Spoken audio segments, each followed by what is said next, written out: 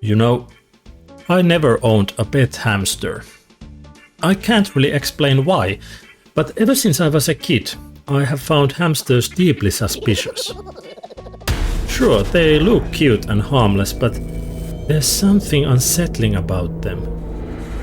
Maybe it's the eyes. Dark, primordial, pure evil. Imagine what hamsters would do if they ever got into power. The world would become so hopelessly corrupt and immoral that even thinking about it makes me lose whatever sanity I still have left. Fortunately, I don't have to imagine it, because that's exactly what the new indie game HamsterCraft does. Greetings to you all. I am nukeminherttua, or the Duke of Nukem in the Imperial language. And today we are taking a look at HamsterCraft, a unique and ambitious indie game by the solo developer 25 Crimson. Some of you might remember that I played one of Crimson's earlier games on my channel. Against All Odds was a fun little action romp inspired by 90s top-down shooters. So when developer Pasi Haantio asked if I wanted to try out his new game, I naturally agreed. And now we are here, trying to figure out what HamsterCraft is, and whether it is any good. So buckle up, stick around, and together we shall find out. Before we begin, a quick disclaimer. I received a Steam key for HamsterCraft from the developer. That said, I'll be giving my honest opinion throughout this video. I should also mention that I am not a fan of tower defense games. Since HamsterCraft very much belongs to that genre, everything I say should be understood from that perspective. Good? Good. Then let us begin our very first indie inspection.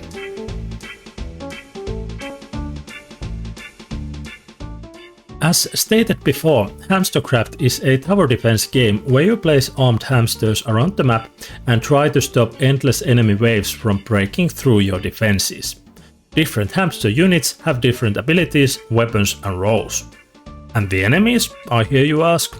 Well, they are sentient mutant cheese creatures created in hamster laboratories through genetic experimentation. Yes, the hamsters caused this disaster themselves. They created life and now they are willing to destroy it. I told you letting hamsters rule the world was a terrible idea, didn't I? While the core gameplay loop is fairly simple, this is where HamsterCraft starts separating itself from other tower defense games. Tactical positioning matters because certain map tiles provide bonuses for your units. Enemies drop weapons and equipment that can be used to arm your troops. There's also a shop system that lets you buy and sell gear to improve your chances of survival. You can also upgrade your units with money, constantly forcing you to choose between recruiting new but weaker hamsters or strengthening the ones you already have. After certain enemy waves, you receive special orbs that can transform your units into powerful specialized classes like ninjas, engineers, or hamsters capable of calling in devastating airstrikes.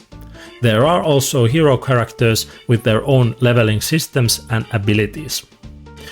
What makes HamsterCraft interesting is just how many gameplay systems it throws at you. The result is surprisingly deep and chaotic experience that almost feels sandbox-like at times. This also brings us to the absurdity of the game's world and presentation. HamsterCraft happily mixes medieval fantasy with modern military clichés. That means you have slingers and bow hamsters fighting alongside units equipped with sniper rifles and other contemporary weapons. The whole thing creates a quirky and entertaining atmosphere that never takes itself too seriously. And honestly, I really enjoy it. The story is complete nonsense, but in a charming way. At first the graphics felt a little rough to me, but they gradually started to grow on me the more I played. The intro cinematic also uses some AI-generated images. Personally, that doesn't bother me much in a small indie title like this, especially since the developer is open about using AI. Still, I know some people dislike that sort of thing, so I felt it was worth mentioning.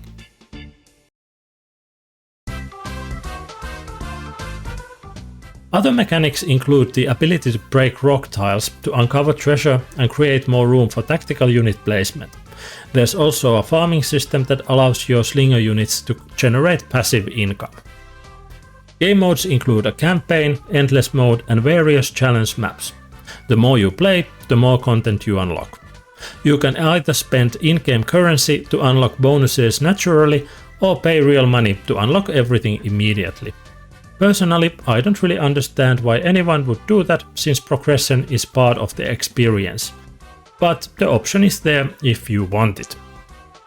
The game's biggest issue is pacing. Most levels are extremely long, often lasting close to 50 enemy waves. Even with increased game speed enabled, matches can sometimes start to drag. Combined with randomized bonuses, random equipment drops and limited information about enemy behaviors, the experience can occasionally feel unfair. Spending 15 minutes on a level only to realize you were completely unprepared for a new enemy type can be pretty frustrating. There are also some minor bugs here and there, although nothing that seriously damaged the experience for me. I also think HamsterCraft could benefit from additional balancing and smoother introduction to its many units and mechanics. Most systems and units are available almost immediately, which can feel overwhelming at first. That said, I suspect this was a deliberate design choice. It encourages experimentation and gives the game its sandbox-like feel.